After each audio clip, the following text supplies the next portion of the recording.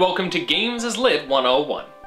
I try to use established concepts as the backbone of most of the stuff I talk about in this show, but when it comes down to it, the study of video games as a storytelling medium is still new enough that a lot of the terminology and theory isn't nearly as well standardized as classic literary studies. Now, today, more than usual, we're going to be going a bit into my own interactive narrative theory, so take this episode as you will.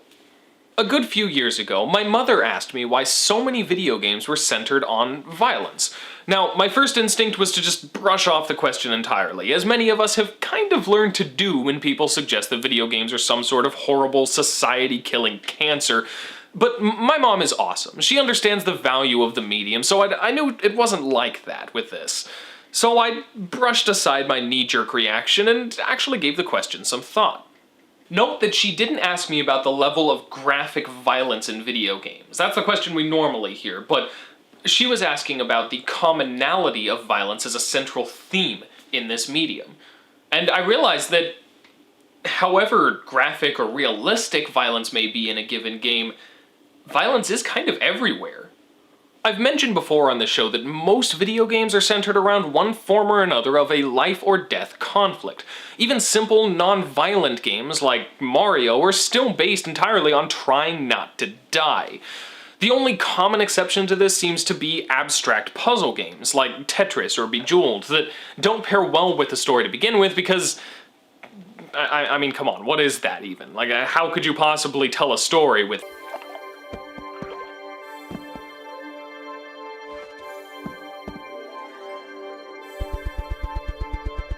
Well, okay, people have tried, but that was just weird.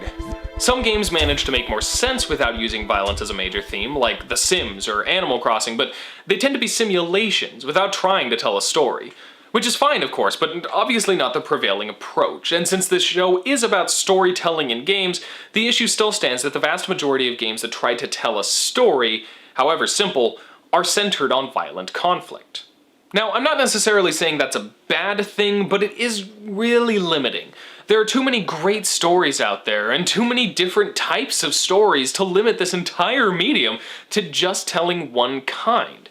And we have actually seen a few games that honestly would have been a lot better off with less of a focus on combat, or even just no combat at all, but at this point that's just kind of an expectation of the medium, and few games can really get away with not including it. A good story needs conflict, obviously, but the conflict does not have to be physical.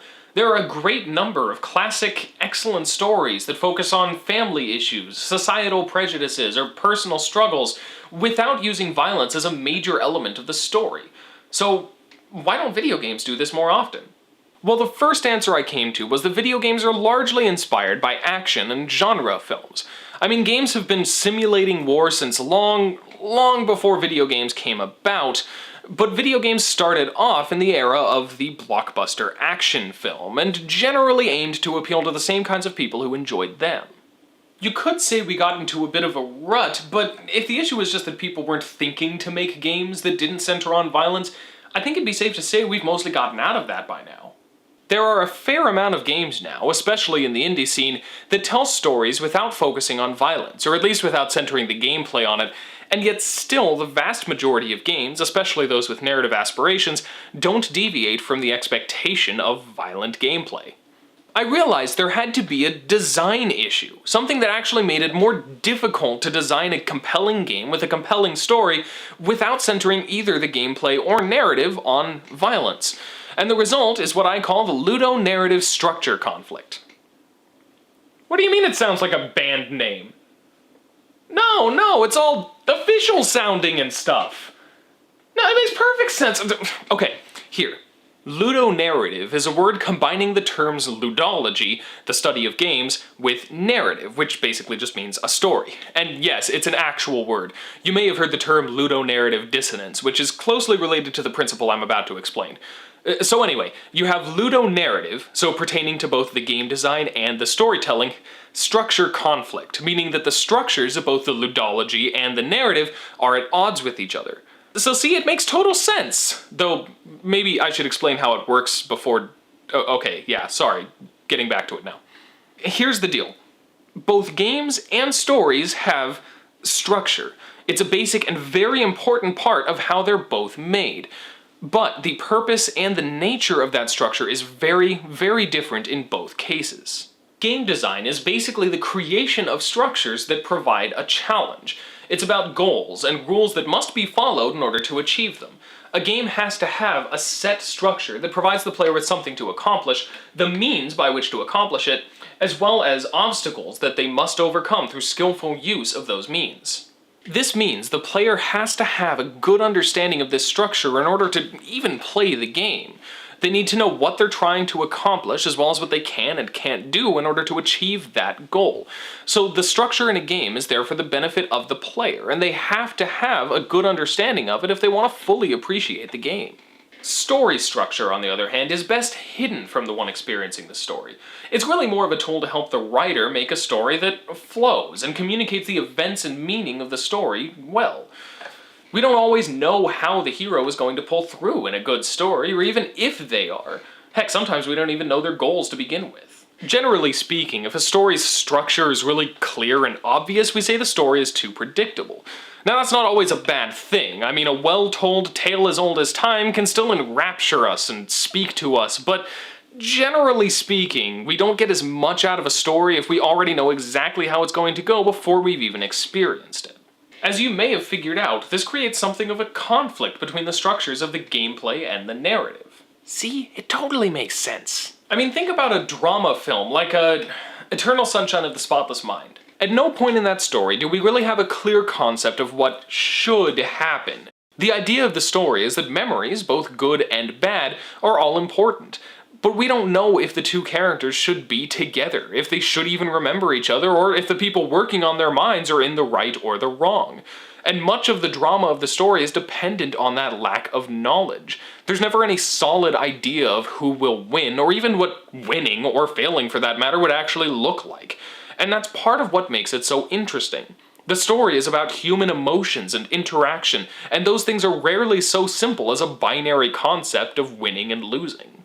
Now, in a game, the gameplay should be centered on activities that logically move the story forward. This is why military shooters, for instance, are about war, as opposed to a cooking competition or something. It makes sense that killing enemies in the gameplay would create progress in the story. So logically then, if we're going to make a video game with a drama story instead, we're also going to need gameplay that fits that and logically moves that story forward. But because games require a more concrete structure with clear goals and rules that the player needs to understand in order to play, it becomes a little difficult to actually design gameplay that fits directly in with this story.